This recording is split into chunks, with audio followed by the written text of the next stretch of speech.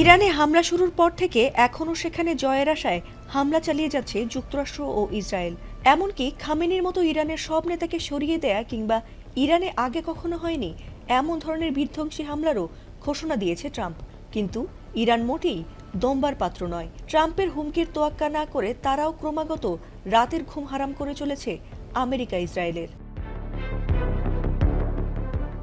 ইসরায়েলের আয়রন ডোম থেকে শুরু করে মার্কিনীদের মূল্যবান ও গুরুত্বপূর্ণ রাডার ধ্বংস করেছে ইরান, যার ফলে ইরানিদের হামলায় ইতোমধ্যেই কয়েক বিলিয়ন ডলারের ক্ষতির মাশুল গুনছে যুক্তরাষ্ট্র।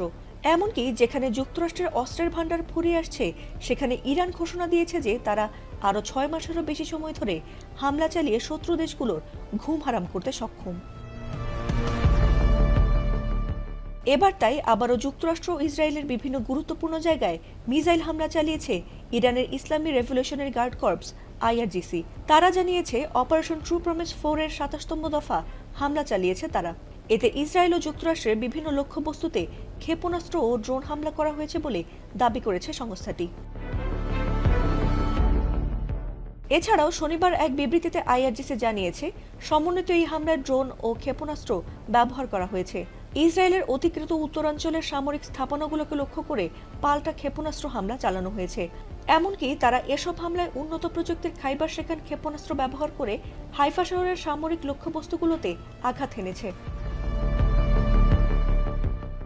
এছাড়া ইরানের ড্রোন ইউনিট মেরিনা নামের একটি এলাকায় অবস্থিত মার্কিন ঘাঁটিতেও সামরিক হামলা চালিয়েছে। সেখানে তারা মার্কিন বাহিনীর অবস্থানে ড্রোন হামলা চালিয়েছে বলে জানিয়েছে IRGC। এমনকি তাদের নৌবাহিনী বাহরাইনে যুক্তরাষ্ট্রের 5ম নৌবহরের সঙ্গে সংশ্লিষ্ট কিছু স্থাপনাতেও হামলা চালিয়েছে, যার মধ্যে সালমান বন্দরে মার্কিন বাহিনীর সামরিক সহায়তা স্থাপনাও রয়েছে। আর এসব হামলার পর থেকে ক্রমাগত সাইরেন বাজছে এলাকাগুলোতে, আর বাড়ছে চরম আতঙ্ক।